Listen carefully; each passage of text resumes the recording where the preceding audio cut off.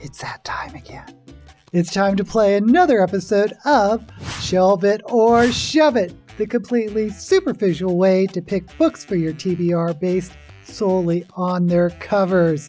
I'm your host, Daisy Ex Machina, the drag queen detective who investigates all things speculative in science fiction, fantasy, and horror.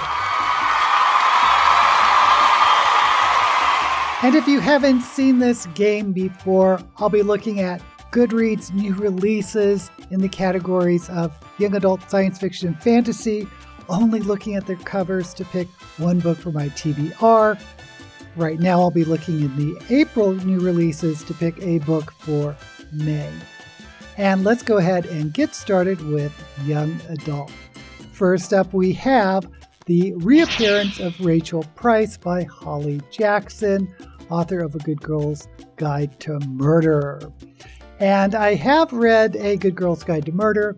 Thought it was a really good thriller mystery. Holly Jackson has done a whole bunch of these books, and if you're a big fan, you'll probably go for this. This one has what do you call those clackers for movies, and there's a little bit of blood. So Hollywood, I guess, maybe. Even though I like her first book, by the way, I got it as an audiobook because there's a whole bunch of features of sound effects and different voice actors. Not as good as Neil Gaiman's Sandman audiobook, but still kind of interesting. But it's not enough for me to pick up another book in this series, so I'm going to go ahead and shove it. Next up we have Heart Still Beating by Brooke Archer. And there's a tagline, the world ended, love did not. So I'm going to think this might be a apocalyptic romance or romantasy. I don't know. I kind of like the vibrancy of this cover. You know, I'm not a big fan of just the title with stuff around it, which this one is, but of those types of covers, I kind of like that baked earth that's cracking and there's these leaves and flowers growing around it. Apocalyptic romance. I don't think that's for me. So I'm going to go ahead and shove it. Next up is Song of the Six Realms by Judy I. Lin, author of A Magic Steeped in Poison. I don't know this author. This is, again, I believe, a romantasy. There's these two couples, so it looks like a fantasy environment. I do like this artwork, and they're in that position, that Spider-Man upside down kiss position.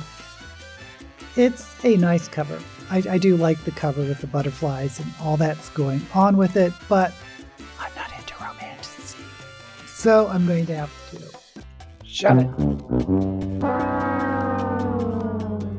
Next up is The One That Got Away with Murder by Trish Lundy. Cross your heart and hope to survive. I like that tagline quite a lot. Again, this is a young adult thriller mystery, just like the Holly Jackson that we saw earlier. And again, this isn't the type of book I am looking for, so I'm going to have to shove it. And finally, in young adult is Kill Her Twice by Stacey Lee. And I actually really like this cover, but I know it's not speculative. At least I'm pretty sure this isn't going to be science fiction, fantasy, or horror. But I like that torn photograph, this Asian woman in it. And I have questions of what's going on. I think this cover is telling a story.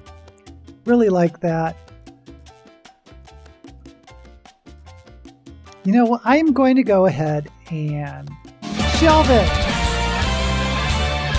Now, I know I don't usually go for non-speculative books, at least not on purpose, but of these young adult covers I've been seeing, this one is the most striking, and I just wanted to shelve it just to encourage the world to come up with more covers like this. Okay, let's move on to science fiction. First up is I Cheerfully Refuse by Leaf Anger. I don't like this cover. Does anyone like this cover? Answer me honestly in the comments. If you just saw the cover, knowing nothing else, you aren't allowed to look at the blurb, would you pick this book? Because I have no idea what I'm looking at in terms of genre. I know it says it's science fiction, but this is a boat on a lake and there's like fire. I don't like it. I do not like it. I mean, I appreciate the artwork. It kind of looks like a watercolor, but to pick a book based on this cover, I don't think so. I am going to shut it. Next up is Extinction by Douglas Preston. I haven't heard of this author, but I'm assuming he's a big name because his name is like a third or a half of this novel. And then there's a mastodon skeleton, but the shadow looks like a real one. Jurassic Park type of thing, I guess. But I think it's really dull. These colors aren't exciting, and I am not excited by this cover. So I'm going to go ahead and shove it. Next up is A View from the Stars by Cixin Liu, author of Three Body Problem. Now, I read the first two novels in the Three Body Problem. I felt the writing was really dense. Of course, I don't know how much got lost in translation, but I wasn't a big fan of the writing prose itself. I really enjoyed the plot. I thought the story itself was structured like Kisho Tenketsu, which is a Japanese term, but it's for the Asian plot structure that really relies on the twist, because around 60% in this novel, there's a big twist that really, I think, propelled the story and got me interested, even though I had some trouble getting to that point. But I also had some issues with the story. So I wasn't a huge fan of Three Body Problem, and I think I'm going to go ahead and just on that basis, the cover is okay. The cover, there's this interesting sort of background, looks like some type of display or a spaceship or something, and some rocks in the foreground. But really based on my experience of this writer, I think I'm going to shove it. Next up is Ocean's Godori by Elaine Cho. You know I am a sucker for these retro illustrations, and this one is fantastic. There's this, woman space pilot, and there's Jupiter, there's a spaceship, there's futuristic buildings, clouds. I love everything about this. So I'm going to have to shelve it. And finally, in science fiction is Mal Goes to War by Edward Ashton from the author of Mickey 7. I'm not familiar with Mickey 7 or this author. I'm going to assume maybe sort of a murder bot or Android type situation or an AI exploration. The illustration sort of under the guy's throat looks kind of apocalyptic. So I don't know if this is dystopian or not. It's not really calling to me. I'm going to go ahead and shove it. Now we move on to fantasy. And first up is The Familiar by Leigh Bardugo. And I did like the Six of Crows duology quite a bit. And I've been wanting to read more Leigh Bardugo. Just based on the cover, though, I have some questions.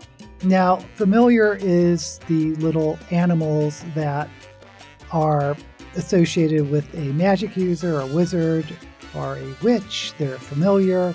which I assume this is referring to. And there's this hand that it looks, Elizabethan almost, that's carrying this leash that I assume is connected to the familiar, but there's a little scorpion on the hand.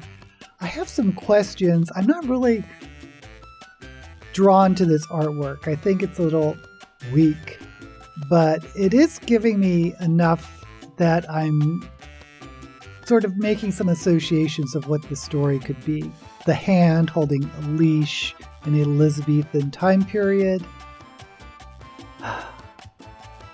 But I don't really care for this cover, so I'm going to have to shove it. Next up is To Gaze Upon Wicked Gods by Molly X. Chang.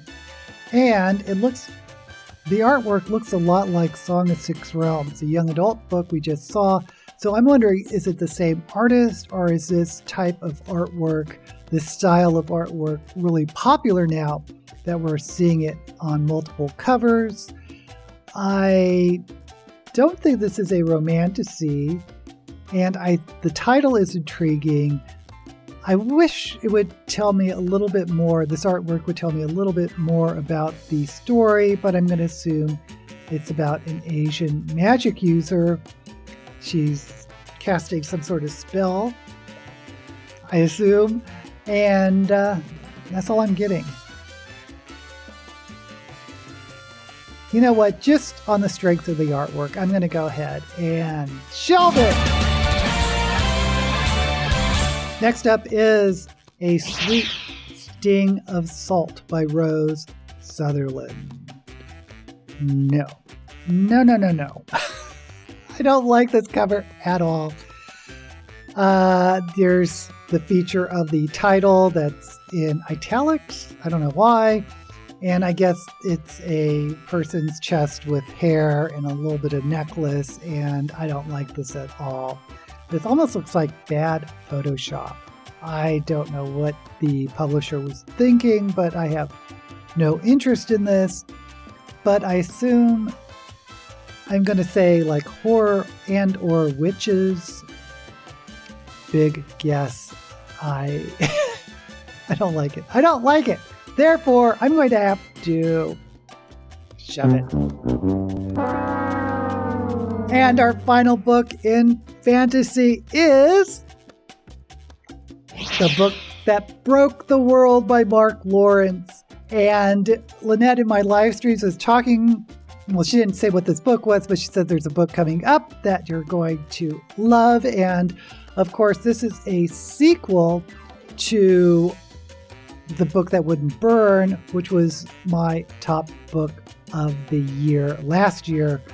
And again, I think it was a nicer cover in gold, but this one is in blue.